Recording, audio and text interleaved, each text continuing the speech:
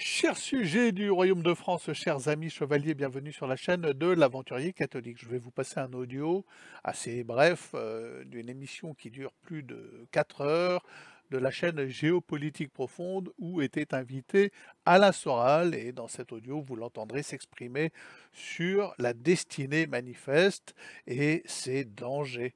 Voilà, donc je vous laisse écouter et je reviens après vers vous pour décrypter, analyser et tenter d'apporter une contradiction à Monsieur Soral. Oui, oui, c'est un peu les mêmes qui voulaient faire qui rêvent de faire l'Ukraine le Ben deuxième oui, Israël, parce que le premier c'est Israël, les c'est un mêmes. peu cuit, c'est un peu cuit. Donc on a quand même toujours ces gens qui ont une vision dominatrice, religieuse et donc irréaliste, parce qu'en fait, elle n'a pas de chemin dans le concret. En fait, elle passe par ce qu'on appelle la destinée manifeste au sens le plus radical, puisque la première destinée manifeste, elle vient de là, hein, faut pas oublier, hein. On descend des juifs aux protestants. Et en fait, les gens dangereux, comme je l'ai dit dans mon prochain livre, hein, qui sort bientôt, c'est que des gens qui pensent, qui croient à la destinée manifeste, qu'elle soit collective ou individuelle, sont des gens qui ne tiennent plus compte de la réalité pour atteindre leurs objectifs. Et à un moment donné, eh ben, ils produisent fatalement des catastrophes. Catastrophes qui finissent toujours catastrophes pour eux-mêmes. Je rappelle que le gros problème qu'a eu Adolf Hitler, c'est pas d'avoir produit l'étalon travail en termes de stratégie de relance économique avec son économiste qu'on appelle le magicien, parce que ça a sauvé l'Allemagne économique en 3 ans, mais c'est que par ailleurs, il croyait à une destinée manifeste de la Germanie et au règne pour 1000 ans. Et c'est quand même ça, c'est ça qui l'a mis dans la merde. Il aurait pas eu cette vision-là, il aurait eu que l'autre. On le citerait peut-être aujourd'hui dans les manuels d'économie, comment relancer une économie sans passer par l'emprunt or. Et c'est ça. Voilà, donc méfions-nous des gens qui croient à la destinée manifeste, hein. Et il y en a même chez nous, hein. Alors c'est une destinée manifeste moins dangereuse, mais c'est un peu, tu sais, l'ascendance davidique des rois de France et le baptême de Clovis, tu sais, qui nous amène à la destinée manifeste de la royauté française pour sauver le monde. Moi, je pense que il faut que les acteurs politiques, le premier truc à leur demander, c'est est-ce que vous croyez une destinée manifeste pour vous ou pour votre groupe? Et s'il dit oui, hop, On les il faut écarte. lui dire écris des romans, écris des poèmes, mais ne fais pas de politique parce que ces gens-là sont dangereux. Eh bien, il apparaît tout à fait clair que Alain Soral n'intègre absolument pas la dimension verticale, spirituelle des événements mondiaux actuels, et même millénaires, on va dire. Il est dans l'horizontalité pure et bah, ça me surprend quand même de sa part puisque, quand il critique Israël, quand il critique, le racialisme d'Israël et cetera, il est bien dans une critique, des événements, de la verticalité des événements et moi, il me semble et vous viendrez en commentaire, donner votre position que, toute la politique mondiale n'est mue que par cette dimension verticale. Ce n'est qu'une lutte entre de possibles destinées manifestes divergentes. Il n'y a rien d'autre qui anime les politiques mondiales différentes. Les destinées manifestes antéchrist opposées au seul destin manifeste concret et non pas, comment il dit ça, et non pas idéaliste. Euh, voilà, concret et inévitable, celui de la proclamation du règne social de notre Seigneur. Et on ne peut pas, pour moi, mettre au même plan les destinées manifestes voulues par des gens comme Adolf Hitler, qui sont dans une sorte d'ésotérisme mystique, coupé clairement, oui, du destin manifeste, de la destinée manifeste des peuples essentiels de leur bien commun propre qui est leur finalité, qui est la sanctification des peuples, de la vision d'Hitler et par la création du nazisme et de l'arianisme. Ça n'a pas de sens. Et il y a une destinée manifeste concrète, celle que nous apporte le règne social, la proclamation, le désir du règne social de notre Seigneur.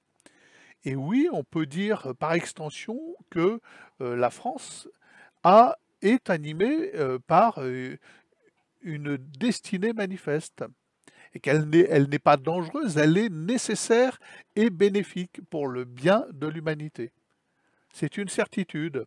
Rien n'empêche aux autres nations de rejoindre cet appel vers cette destinée manifeste, vers la proclamation du règne social de notre Seigneur. C'est même pour chaque peuple et chaque nation la seule destinée manifeste qui vaille. Et là où Alain Soral dit il y a danger ou nous menace de nous sortir du champ politique, c'est que lui n'a rien compris. Je ne pensais pas dire ça un jour, parce que voilà, dans son analyse politique, il était assez clairvoyant, même si on n'est pas d'accord avec tout ce qu'il dit. Il avait une certaine pertinence, mais là, il est totalement à côté de la plaque. Il omet la dimension verticale et spirituelle euh, euh, du jeu politique, du jeu des luttes actuelles. Ce n'est que ça. On ne peut rien comprendre, on ne peut rien appréhender de ce qui se passe dans le monde, que ce soit de l'élection de Trump aux actes barbares de Netanyahou, sans intégrer cette dimension verticale, cette opposition entre des destins manifestes divergents. Certains sont clairement, oui, idéalistes, comme était le destin manifeste du peuple arien proclamé par Hitler, oui, ça c'était idéaliste, et d'autres sont parfaitement concrets et nécessaires. Jésus-Christ n'est pas une idée. Ce n'est pas une idée, monsieur Soral. On est dans le concret, je suis désolé de vous contredire sur ce point. Et si vous vous prétendez catholique ou chrétien, comme vous le faites parfois, vous devez comprendre cela. Vous devez l'intégrer dans votre logique, dans votre raison raisonnante, dans votre raisonnement, et vous ne pouvez pas mettre au même plan le destin manifeste antéchrist de Netanyahou qui œuvre pour l'avènement de l'antéchrist, ni plus ni moins, le Machiar, et le destin manifeste des peuples, ce vers quoi ils tendent de toute façon. Voilà. De toute façon, il faudra qu'on y vienne, que Soral ou qui que ce soit le veuille ou non. Il n'y a pas de destinée politique possible sans proclamation du règne social de notre Seigneur. Alors moi, je ne suis pas dans le secret des dieux, je n'ai pas de révélation, je ne sais pas si cette proclamation se fera sous la forme politique d'un royaume avec un roi, dans la lignée davidique des rois de France. Je n'en sais rien. Je ne sais pas si ça se produira de façon providentielle. Je ne suis un peu plus providentialiste que légitimiste d'ailleurs. Je n'en sais rien.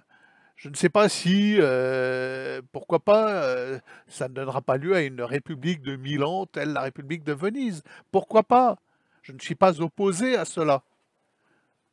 Tant que nos dirigeants intègrent cette dimension verticale de destinée manifeste, qui ne peut être que catholique, que tournée vers Jésus-Christ sous le manteau de la Vierge Marie. Voilà, monsieur Soral, ce que je voulais vous répondre aujourd'hui et qui me paraît important puisque vous avez une audience et les gens boivent vos paroles sans réfléchir et comme si c'était la vérité vraie. Et là, je vous le dis de l'intérieur de mon petit voilier, vous avez tort. Vous avez clairement tort. Et je m'adresse à vous, je ne sais pas si vous verrez cette vidéo, je pense que vous n'en avez rien à fiche, peu importe, mais sur ce que vous dites là, vous avez tort. Nous ne sommes que dans une dualité entre des destins manifestes, des destinées manifestes possibles. Certaines sont antéchristes, d'autres vont vers la proclamation du règne social de notre Seigneur et sont nécessaires et inévitables. Voilà, donc les amis, je vous le dis, abonnez-vous à cette chaîne, venez participer à la croisade du Déneb, venez entrer en chevalerie sur cette chaîne. et venez commenter, venez dire ce que vous pensez de ce que dit Alain Soral, sur la chaîne Géopolitique profonde et personne ne lui apporte de contradiction, mais à moi, je me permets de le faire. À demain peut-être.